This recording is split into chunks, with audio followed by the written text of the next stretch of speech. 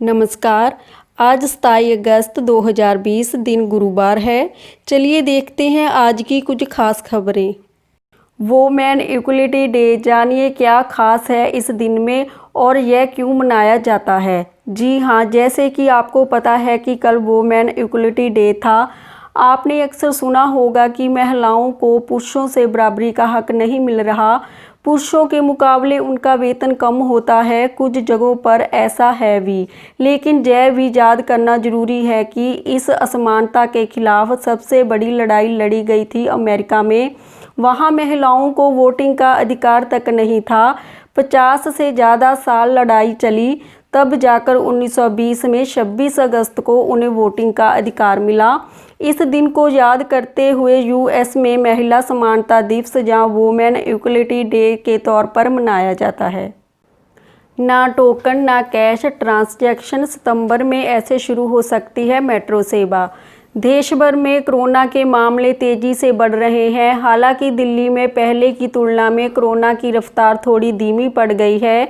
ऐसे में दिल्ली की लाइफलाइन यानी दिल्ली मेट्रो के दोबारा चलने पर चर्चा तेज हो गई है।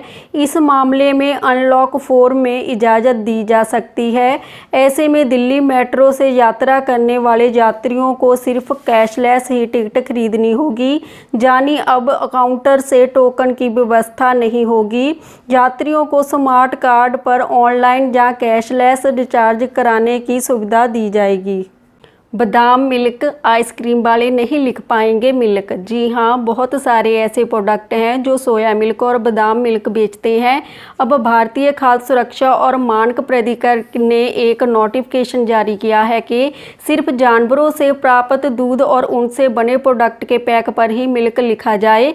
जल्द ही सोया मिल्क और बादाम मिल्क बेचने वाले बहुत सारे ब्रांड्स को मिल्क शब्द का इस्तेमाल बंद करना होगा। भारत के खिलाफ जैविक युद्ध छेड़ने की साजिश रच रहे हैं पाक और चीन। 3 साल के लिए किया गया गुप्त समझौता। जी हाँ, चीन और पाकिस्तान भारत के खिलाफ साजिश रचने से बाज नहीं आ रहे हैं।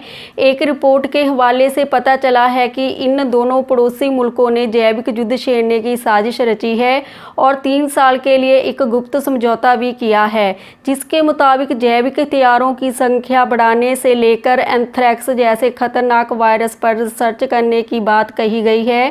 क्लेजोन ने यह दावा कई सारे खुफिया सूत्रों से मिली जानकारी के हवाले से किया है। सस्ते हो सकते हैं टू व्हीलर, वित्त मंत्री ने दिए जीएसटी घटाने के संकेत। जी हां, वित्त मंत्री निर्मला सीतारमण ने कहा है कि वस्तु और सेवा कर परिषद 2 पहिया वाहनों पर टैक्स कम करने के उद्योग के प्रस्ताव को आगे बढ़ाएगी। एमएसएमई सेक्टर की जीएसटी में बड़ी राहत देने के बाद केंद्र सरकार अब ऑटो सेक्टर, खासकर 2 पहिया वाहनों उद्योग के लिए बड़ा ऐलान कर सकती है। वित्त मंत्री निर्मला सीतारमण ने इस बात के संकेत दिए हैं कि टू व्हीलर पर जीएसटी की दरों को कम किया जा सकता है। इस समय 2 पहिया वाहनों पर 28% जीएसटी लगता है। चीन, अमेरिका में तनाव बढ़ा। चीन ने कहा, अमेरिका के 2 जासूसी विमान हमारे देश में घुसे, कुछ भी हो सकता था।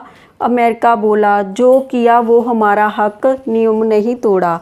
जी हाँ, अमेरिका और चीन के बीच एक बार फिर तेजी से तनाव बढ़ गया है।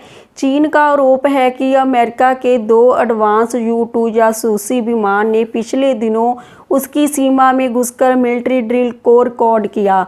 घटना उत्तरी चीन में हुई। हालांकि सटीक लोकेशन की जानकारी नहीं दी गई है। अमेरिका ने चीन के आरोप का खंडन तो नहीं किया, लेकिन कहा, हमने किसी नियम को नहीं तोड़ा है। मुख्यमंत्रियों के साथ बैठक में बोली सोनिया गांधी, समय पर जीएसटी का भुगतान करे सरकार। जी हां, बैठक की शुरुआत में सोनिया गांधी ने जीएसटी का मुद्दा उठाया। उन्होंने कहा कि राज्यों सरकारों को जीएसटी का भुगतान समय पर किया जाना चाहिए। सोनिया गांधी ने कहा कि जीएसटी का पैसा एक बड़ा मुद्दा है और भुगतान ना होने से राज्य सरकारों की आर्थिक स्थिति काफ़ी प्रभावित हो रही है। पेट्रोल डीजल पर नहीं करना होगा खर्च, सोलर एनर्जी से चलेंगी कारें। ये है मोदी सरकार की नई योजना। जी हां, देश को आत्मनिर्भर बनाने के लिए प्रधानमंत्री मोदी ने वोकल फॉर लोकल का मंत्र दिया है। दूसरे देशों से आयात की बजाय भारत में निर्माण क्षेत्र में खुद के पैरों पर खड़े होने पर जोर दिया है।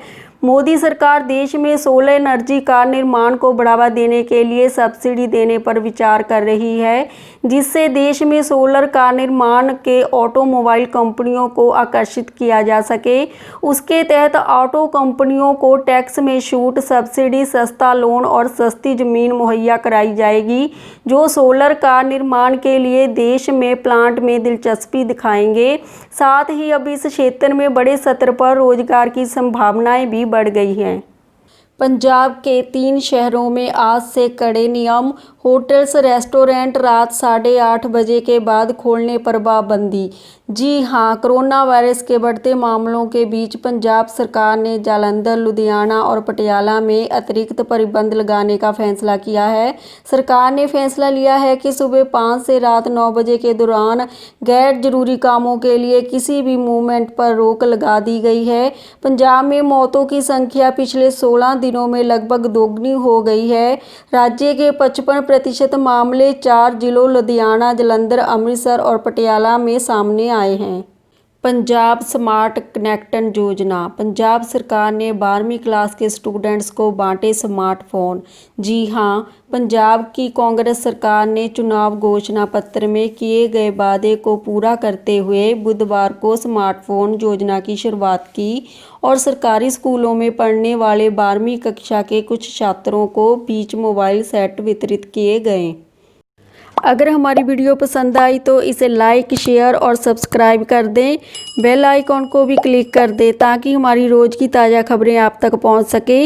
इसी के साथ अलविदा कहते हैं। धन्यवाद।